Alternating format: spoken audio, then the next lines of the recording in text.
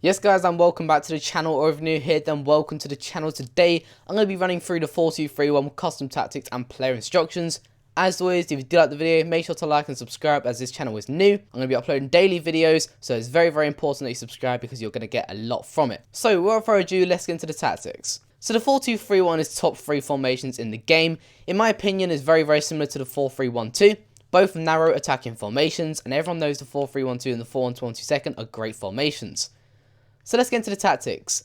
Our defensive starter is going to be unbalanced. Now I said this in the previous video. Make sure you go and watch that if you do want to use the 4-2-2. Using pressure does mean that by the end of the game, your players are going to be outrun by their midfield, because you're going to have no energy left in the tank unless you've got really good subs or players with really good stamina. In this case, I've got Kante, so I might be able to use pressure, but normally just use balanced. Our width is going to be on 50. Now, if we go too high on the width, for example, just 55, Davies and Trent, my fullbacks, are going to hug the touchline. This means there's going to be a massive gap between the fullbacks and the centre halves, in which their wingers, their left forwards, their right forwards, whatever they are, can run in behind us and cause a lot of problems. The same sort of problem if you go too narrow on the width. Your fullbacks will tuck in too much. There'll be a lot of space on the flanks in which they can work with, whip a ball in and score loads of goals. Build up play on long ball. With the 4-2-3-1, we are going to have our striker on getting in behind. So it's very important that you do play that ball over the top on a few occasions to try and catch them out. Chance creation can be on direct passing, balanced, or forward runs. Anyone does suit this formation. However, I have found that direct passing does work the best, especially with one striker. Width on 50.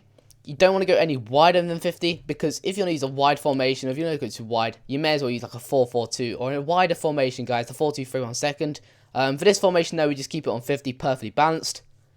Our players in the box on 5 or 4, depending on how risky you want to go.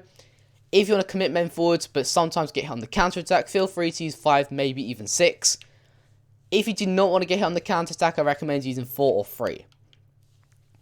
Corners and free kicks on 2 and 2. Again, you can use 3 and 3. Do not go higher than 3, and certainly don't go lower than 2.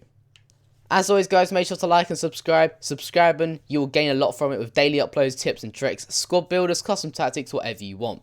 Now on to the instructions. So our striker is on his own, so he's going to be on stay central, stay forward and get in behind. He's going to create a nuisance of himself. Normally they have 2 centre halves, and trust me, it really works when he's on stay central and getting behind, because your cams are there to do the wide work. Our central cam can be on stay forward. It depends again how risky you want to go. If you want to commit more men forwards, increase your chance of scoring, you may want to do that, but you also at risk of conceding more goals. So in my opinion, you use basic, but just use getting to box across so you have that sort of attackingness. Right cams and left cams, default everything. You can use getting to box across again if you want to go more attacking. Now, you've got 2 CDMs. One of them is going to act as a centre mid, a box to box centre midfielder. One of them is going to sit back on the attack. In this case, Kante is more defensive than Nkunku, so he's going to be on stay back while attacking, default, cover centre, default. Our more attacking CDM, however, will be on default everything apart from cover centre. Fullbacks, no matter how fast they are, for example, I've got Davies, he's probably the fastest fullback in the game.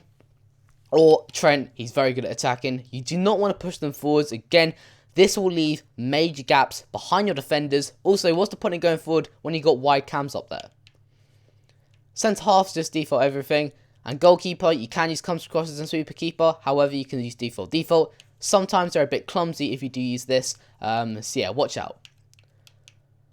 So there's the 4-2-3-1, guys. Comment down below if you want to see a squad builder, a formation video, a glitch next. It's really up to you. So make sure you like and subscribe as it does help the channel. Thank you so much for listening, and goodbye.